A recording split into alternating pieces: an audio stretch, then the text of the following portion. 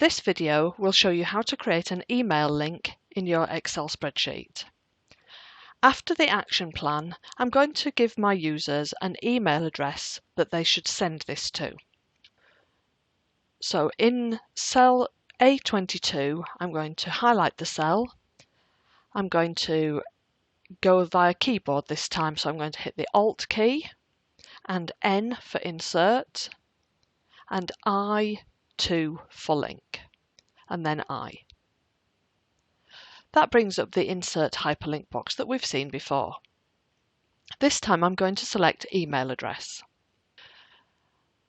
First of all, I'm going to put in the email address of the person I want to send it to. So I actually want to send it to a shared inbox. So as you start to type, it will automatically insert the phrase mail to : That's fine. So the email address I want to send it to is the accessibility inbox at dwp.gov.uk. I want the email to be sent with a subject, so that will be the subject line that's in the email. So on this occasion, I'm going to call it Dragon Test and Action Plan. That way, when we receive it, we'll know what it's all about.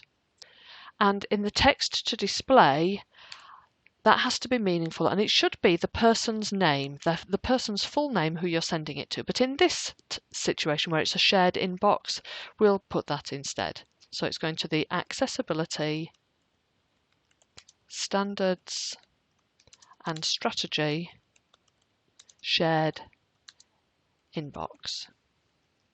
And then I'll click OK. That's now leaking out of the cell, so again I'm going to format that. So I'll go to Alt, H for Home, O for Format, and E for Format Cells. And I'll go down to Wrap Text and OK. So that's how you add a link to an email in an Excel spreadsheet.